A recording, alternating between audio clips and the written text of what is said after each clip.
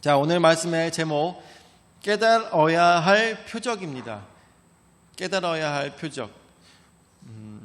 제가 예전에 표적이라는 게 무엇인지에 대해서 말씀을 드린 적이 있어요. 표적. 오늘 이렇게 얼음이 이렇게 표적이 얼음이라고 한마디만 해도 얼음이 없어요? 이렇게 한마디 하는 게 다 이심전심의 표적인 거예요. 그렇죠? 네. 얼음이 너무나도 맛있게 잘 들어있어요. 제가 너무 좋아하는 건데, 표적이라는 것은 바로 이런 것입니다. 예수님께서 하면 저게 무슨 표적이지, 예수님께서 하면 저게 무슨 표적인지, 이런 것을 다 알게 되는 것입니다. 그래서 예수님께서 여러분도 아시다시피 죽은 사람까지 살리는 표적을 보이셨습니다. 성경에서는 이 나사로가 죽었던 것을 예수님께서 살리신 것에 대해서 뭐라고 얘기하고 있습니까? 기적이라고 표현하지 않고 표적이라고 표현하고 있는 것입니다. 이것을 영어로는 사인이라고 하죠. 우리가 야구를 하는 사람도 어떻게 합니까? 서로 사인을 주고받습니다. 밑으로 쏴라, 그리고 위로 던져라, 요번엔 1루타다, 뭘 하면서 막 이런 온몸을 다 만지면서 이렇게 감독이 사인을 보냅니다. 그 사인은 무엇이라고요? 어떻게, 무엇이라고, 어떤 식으로 행동해라 라는 것에 대한 사인이라는 것이죠. 또한 이것은 표적이라는 것입니다. 예수님께서 죽은 나사로를 3일 만에 살리셨습니다. 그리고 난 다음에 이것이 성경에서는 기적이라고 표현되지 않고 사인이라고, 표적이라고 그것이 표현되고 있는데, 무엇에 대한 표적이냐? 바로 하나님의 나라가 가까이 왔다라는 것에 대한 표적이라는 것을 예수님께서는 말씀해 주고 계시는 것입니다. 그래서 그 주위에 있던 많은 사람들은 나사로가 죽었다가 살아난, 그것도 온몸에서 썩어서 냄새가 나고 있는 그 상황에도 죽었던 사람이 다시 온몸에 감고 있었던 이 세마포를 벗어 던지고 나오게 된 것을 많은 사람들이 보았습니다. 그리고 많은 사람들이 또한 생각을 했겠죠. 죽었던 사람 살아났구나. 죽었던 사람이 살아났구나. 많은 사람들이 죽었던 나사로에 대해서 확실하게 알고 있었어요. 왜냐하면 그 동네 사람들은 나사로가 죽은 걸 알고 있었고, 그리고 마르다와 마리아가 얘기했던 것처럼 그곳에는 죽은 시체의 냄새가 스물스물 피어나고 있었다는 것을 너무나도 잘 알고 있었습니다. 그야말로 여러분들에게 말씀드렸다시피 저들은 나사로의 죽음의 증인들이었습니다. 나사로는 죽었어요.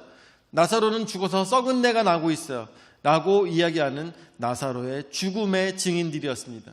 그런데 오늘 저번 시간을 통하여서 여러분들 다들 아시다시피 이 죽었던 나사로가 살아남음으로 인하여서 저들에게는 무엇이, 바로 나사로가 살아난 것에 대한 부활의 증인이 되었다는 것을 우리는 말씀을 통하여서 기억하고 있는 것입니다. 자, 근데 오늘 말씀을 통해서 우리가 또 생각해 보게 될 것은 무엇이냐? 죽은 사람까지 살리는 저분은 누구시냐라는 것을 우리가 굉장히 깊이 생각해야 될 것이죠. 그리고 더 이상 그 고민하고 있고 또 의심하고 있던 것을 다 내려놔야 되는 것입니다. 왜냐하면 너무나도 확실한 증거를 보여주셨기 때문인 것이죠. 자, 그런데 이 사람들은 예수님께 더 이상 무엇을 찾고 있는 것일까요? 첫 번째로 악한 세대가 구하는 표적입니다. 악한 세대가 구하는 표적. 29절서부터 말씀을 볼 때, 무리가 모였을 때 예수께서 말씀하시되 이 세대는 악한 세대라, 표적을 구하되 요나의 표적밖에는 보일 표적이 없나니 라고 하였습니다. 그야말로 예수님께서는 어떠한 일들을 행하셨습니까? 그야말로 다 보여주셨어요. 다 보여주셨어요.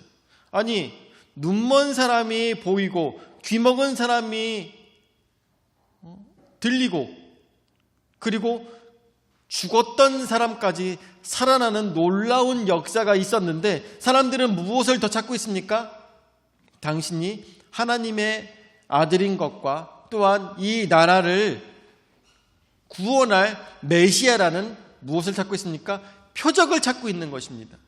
표적을. 근데 아까도 말씀드렸다시피 예수님께서는 다 보여주셨어요. 다 보여주셨어요. 많은 사람들이 성경 말씀을 보지도 않으면서 얘기합니다. 성경은 다 가짜야.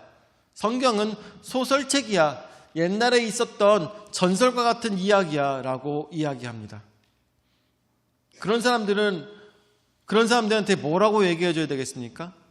그런 사람들한테 뭐라고 얘기해줘야 되겠어요? 그냥 여러 얘기할 거 없이 네가 못 믿겠으면 한번 성경을 읽어봐. 읽어보고 난 다음에 아니라고 얘기를 해. 읽어보고 난 다음에 아니라고 그래. 우리 남산교회에 같이 모여가지고 성경 공부를 하고 있습니다. 지금 오늘은 벌써 창세기 16장을 볼 차례예요. 벌써 16번의 강의가 진행되고 있습니다. 그래서 창세기 말씀을 시작하여서 나가고 있는데 창세기 말씀을 가르칠 때 이렇게 함께 담소를 나누면서 이야기할 때 여러분들 우리 평소에 굉장히 많이 의심이 있잖아요. 성경 말씀에 대해서 믿기 힘들잖아요. 어렵잖아요. 그렇기 때문에 성경 말씀을 가르치고 성경 말씀을 배우는 동안에 여러분들께서는 이 성경 말씀이 틀렸다라는 것을 증명해 주시기 바랍니다 라고 했어요. 이 성경 말씀이 틀렸다라는 것을 찾아주세요. 성경 말씀이 엉터리다라는 것을 찾아주시기 바랍니다. 잘못됐다라는 것을 찾아주시기 바랍니다. 찾고 찾아주세요. 찾고 찾았을 때 의심하고 더 의심하였을 때 그 속에서 의심이 걷어지면 무엇이 되겠습니까? 그것이 내 믿음이 된다는 것이죠. 아직 틀린 것에 대해서 찾지를 못했어요. 아직 잘못된 것에 대해서 찾지를 못했어요. 앞으로 더 봐야 되겠죠. 더 보다 보면 틀린 것이 간혹 나올 수도 있을 것입니다. 이제 그거에 대해서는 제가 공부해서 말씀을 드려야 되는 것이겠죠. 틀린 것이 없다면, 잘못된 것이 없다면 거기에는 무엇이 있는 것이겠습니까? 진리가 있는 것이겠죠. 오류가 없다면 그곳에는 진리가 있는 것이겠어요. 여러분들, 대한민국에 있는 많은 교회들 잘못된 것이 있죠. 잘못된 것이 있을 때 이것이 무엇입니까? 이것이 잘못된 것이 오류가 있다면, 그 교회에 오류가 있다면 하나님의 말씀에 잘못된 것이 아니라면 저들이 잘못된 것이고, 그렇죠? 저들이 잘못된 것이 없다면 하나님의 말씀이 잘못된 것이라는 것이죠. 그런데 하나님의 말씀은 우리가 아무리 봐도 잘못된 것이 없다면 잘못 행하는 교회들이 잘못됐다는 것을 교회가 알고 있을까요? 아닙니다. 세상 사람들이 다들 알고 있어요. 세상 사람들이 알고 있어요. 하나님의 말씀은, 예수님은 그런 사람이 아닌데 한국의 교회가 잘못되고 있다는 것을 많은 사람들이 알고 있다는 것입니다. 자, 오늘 말씀을 더 깊이 보았을 때 악한 세대가 표적을 구하고 있다고 예수님께서 말씀하고 있습니다. 그야말로 예수님은 다 보여줬어요. 모든 것들을 다 보여줬어요. 죽은 사람까지 살리는 놀라운 역사들을 보여줬습니다. 그런데도 사람들은 뭐라고 얘기합니까? 나는 당신을 믿지 못하겠습니다 라고 얘기하고 있는 것이죠. 나는 당신을 믿지 못하겠습니다. 그렇기 때문에 더 놀라운 표적을 보여주세요. 내가 믿을 만한 표적을 보여주세요 라고 얘기하고 있어요. 여러분들, 그런데 예수님은 여기서 뭐라고 말씀하십니까? 더 이상 보여줄 것이 없다라고 말씀해 주십니다. 사실은 여러분들 신앙생활 하시면서 많은 부분 느끼셨겠지만 여기서 더 대단한 것을 보여줘 봐야 믿을 사람은 믿고 안 믿을 사람은 믿지 않아요. 믿음이라는 것은 정말 저는 생각했을 때 하나님께서 주시는 선물이라고 생각합니다. 하나님께서 그 마음을 움직이시지 않는다면 그 사람이 지구가 뒤집히고 그야말로 목사님 말씀하신 것처럼 등으로 오징어를 꺼먹어도 안 믿을 사람은 안 믿어요. 그런데 여러분들, 믿을 사람은 여기 강대상에서 올라오다가 또 눈물이 터지는 겁니다. 기도로 올라가지고 마이크만 잡아도 눈물이 터지는 거예요. 혼자 가만히 앉아있다가도 눈물이 터집니다. 왜요? 하나님이 그에게 은혜를 허락하여 주셨기 때문인 것입니다. 사모하지 않는 자에게, 찾지 않는 자에게 하나님께서는 주시지 않습니다. 찾고 사모하는 자에게 하나님께서 그 마음을 움직이시는 것입니다. 그게 언제가 될지 몰라요. 5년이 될지 모르고 10년이 될지 모르고 20년, 30년이 될지 모릅니다. 그렇지만 찾는 자에게 은혜를 허락하여 주시는 하나님인 것을 우리는 분명히 알고 있는 것이죠. 죽기 전이라도 하나님께서는 주신다는 것이죠. 언제? 내가 찾았을 때, 내가 간구하였을 때, 그제서야 이것이 그 얘기구나.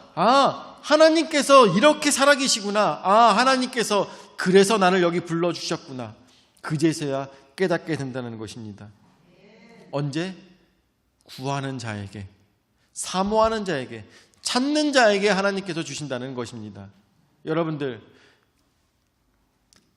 기독교에서 얘기하는 하나님의 말씀에 대해서 이 진정성을 찾지 못하신다면 더욱더 찾아보세요. 잘못된 걸 찾아보시고 오류를 찾아보세요.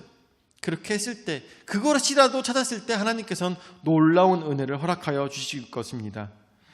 자, 오늘 말씀, 그래서 악한 세대가 표적을 구하고 있지만 저들은 아무리 좋은 표적을 보인다 할지라도 이미 그 마음에 믿지 않고자 하는 마음이 가득하다면 어떤 짓을 해도 저들은 표적을 찾지 못할 것입니다. 그렇기 때문에 예수님께서 말씀하시길 요나의 표적밖에는 보일 표적이 없다고 말씀하고 계시는 것입니다. 자, 그렇다면 요나의 표적이라는 것은 무엇일까요? 두 번째로 그래서 요나의 표적입니다.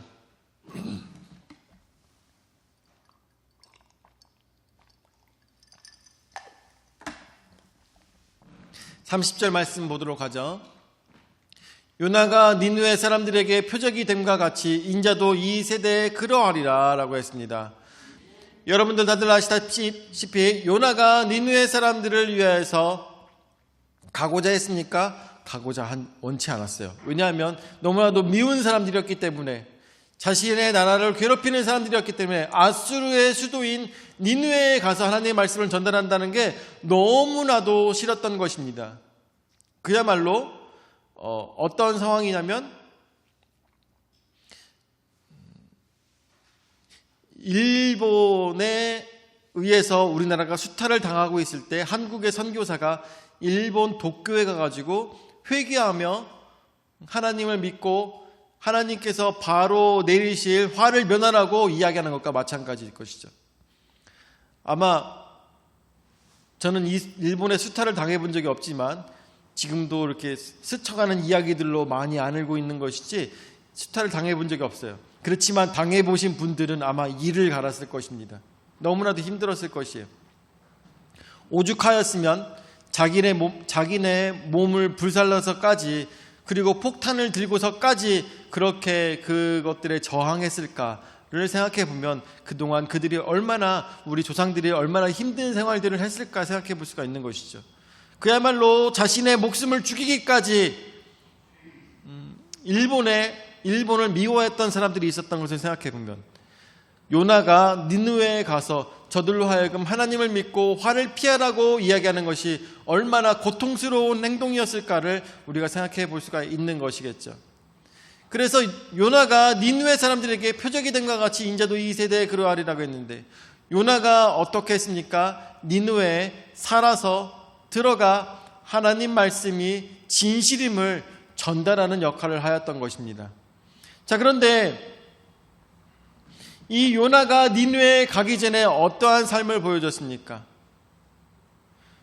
물고기에게 먹혀서 3일간 그 물고기 뱃속에 있었습니다.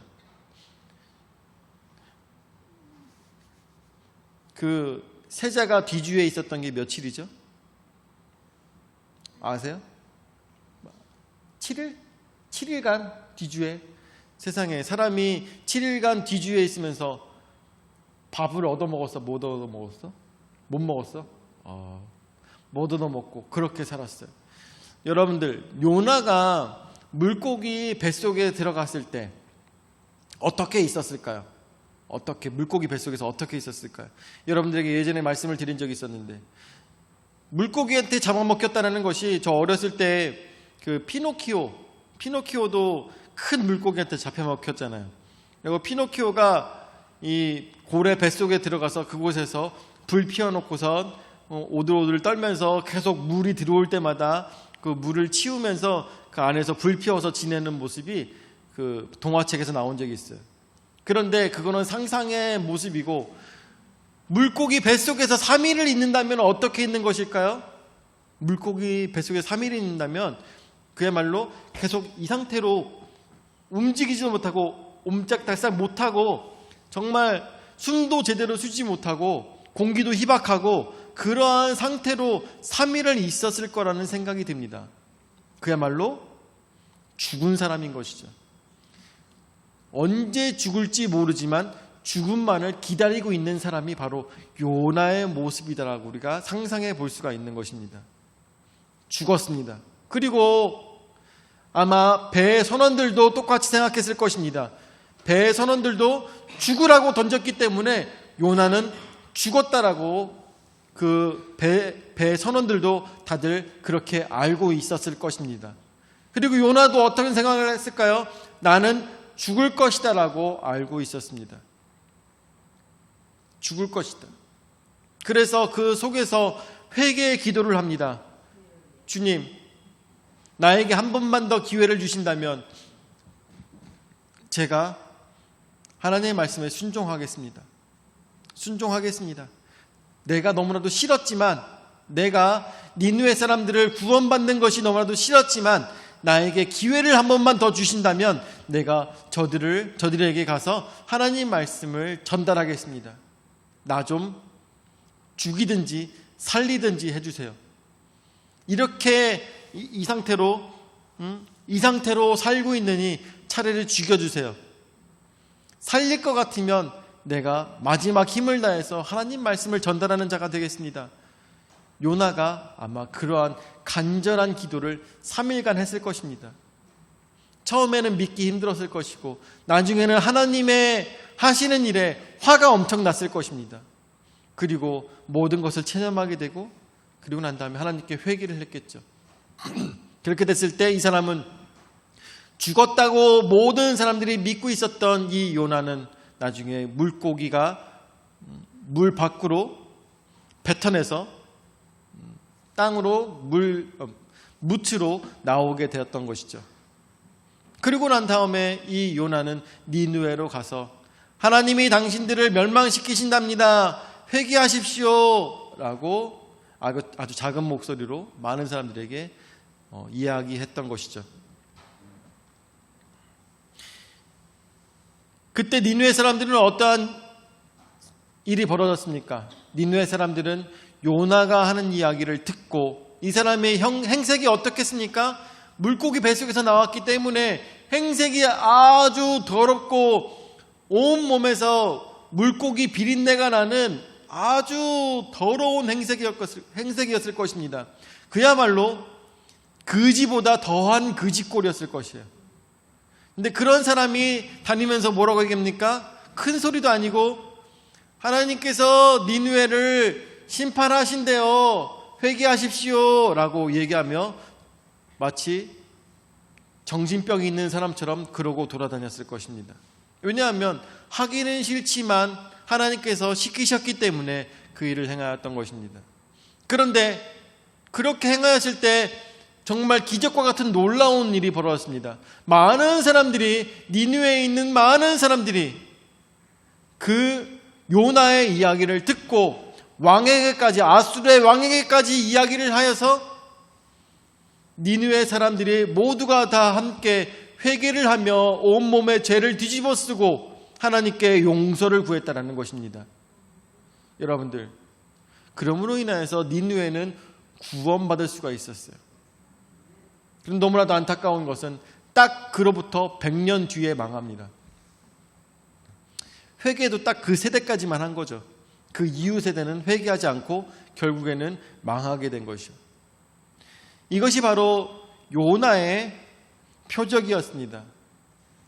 자, 그것을 예수님께서는 어떻게, 무엇에 대해서 말씀하고 계시는 것일까요? 예수님께서는 이제 물고기 뱃속에 들어가시는 것처럼 3일간 십자가에 달려 돌아가시고 난 다음에 3일간 완전히 죽은 모습으로 무덤에 들어가 계십니다.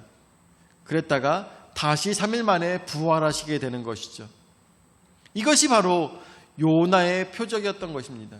요나는 모든 사람들이 보는 앞에서 죽었지만 그는 진정 다시 살아나서 하나님의 말씀이 너희들에게 반드시 필요하다는 것을 전달하였던 그 요나의 모습처럼 예수님께서도 십자가에 달려 돌아가셨다가 3일 만에 부활하셔서 이것이 진정 하나님의 아들이시구나, 이분이 진정 하시는 말씀들이 다 하나님의 말씀이었구나라는 것을 증거하고 표적을 구하는 세대에게, 음란하고 더러운 세대가, 악한 세대가 찾지 못했던 표적을 간구하고 사모하는 자들에게 보여주는 놀라운 역사가 예수님께 있었다는 것을 우리가 이제서야 알게 된다는 것이죠.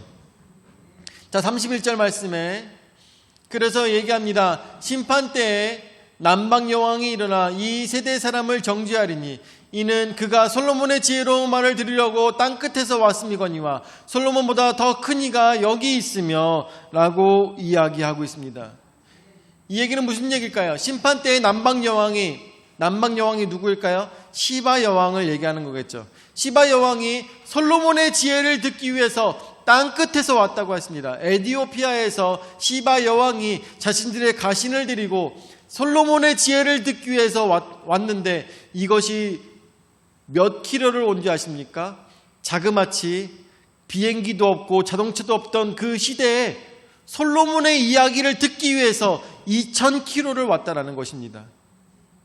2000킬로를 그 여왕이 자신의 신분이 있음에도 불구하고 그 이야기를 듣기 위해서, 솔로몬의 지혜를 듣기 위해서 2000킬로를 이동하여서 들으러 왔는데 바로 오늘 여기서 솔로몬보다 더 큰 이가 여기 있는데 그 이야기를 듣지도 않고 표적만 구하고 있다는 그런 사실을 보게 되는 것입니다.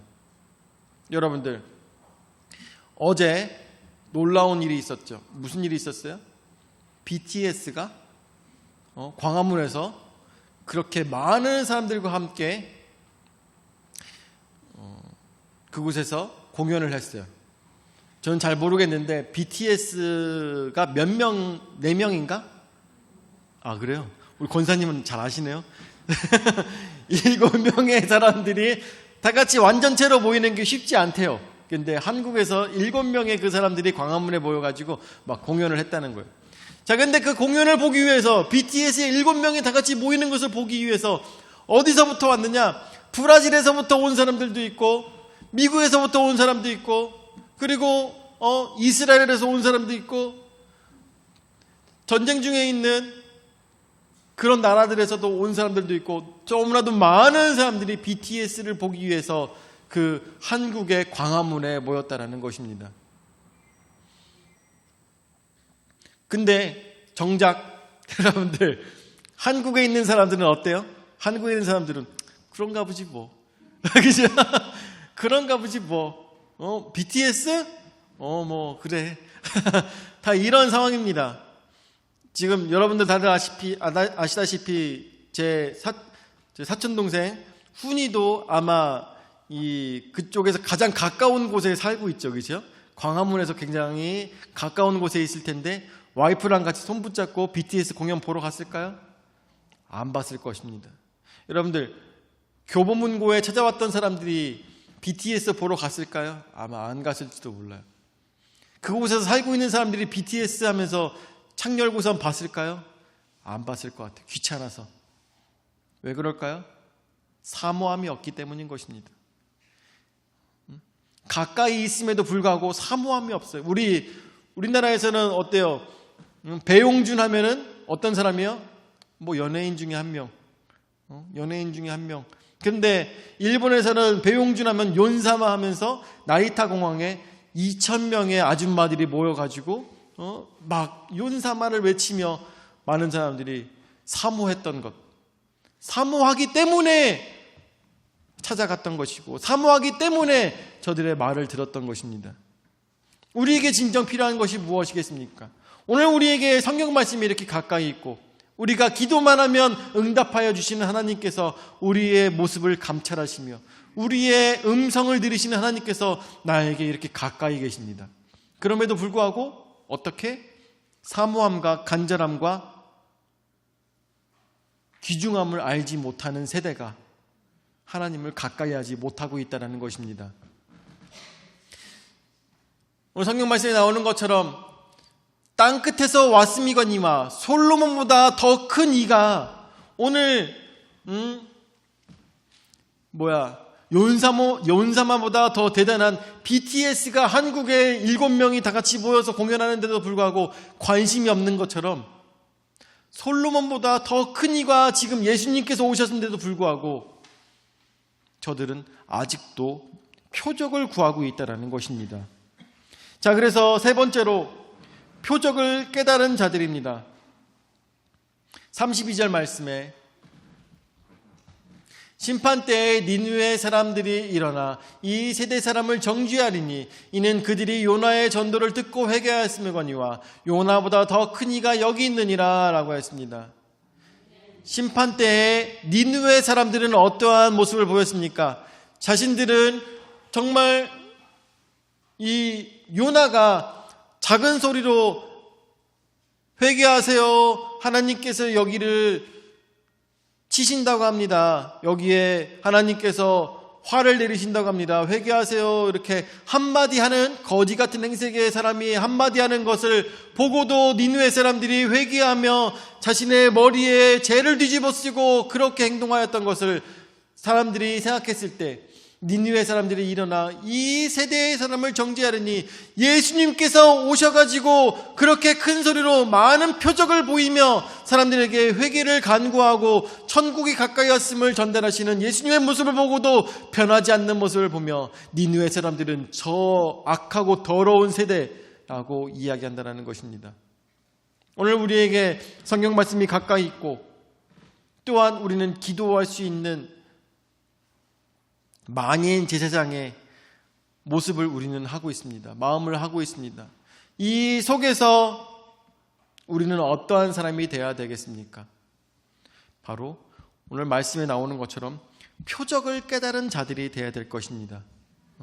표적을 깨달아 알아서 예수님을 사모하는 마음으로 표적을 깨달아서 그래, 예수님을 믿는 자만이 구원을 얻는 것이구나 라는 것을 우리가 깨달아 알아서 표적으로서 하나님의 나라가 가까이 온 것을 깨달아 알므로 인하여서 정말 BTS보다 더 대단한, 요은사마보다 더 대단한 예수님을 나의 구주로 영접하셔서 하나님의 진노를 피하시고 오로지 천국에서 기쁨을 누리시기를 예수 이름으로 축원을 드립니다. 아멘. 사랑의 주님 은혜와 사랑을 감사를 드립니다. 오늘도 복된 은혜의 말씀으로 저희에게 허락하여 주심을 감사를 드립니다.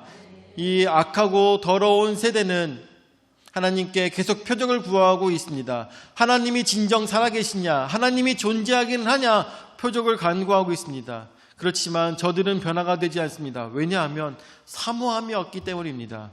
오늘 우리가 사모하는 마음을 가지고 주님의 표적을 구하는 것이 아니라 믿음으로 변화된 삶이 우리의 표적이 될 수 있도록 인도하여 주시옵고, 우리의 아름다운 삶이 저들에게 하나님의 살아계심에 대한 표적이 될 수 있도록 은혜 허락하여 주시옵소서.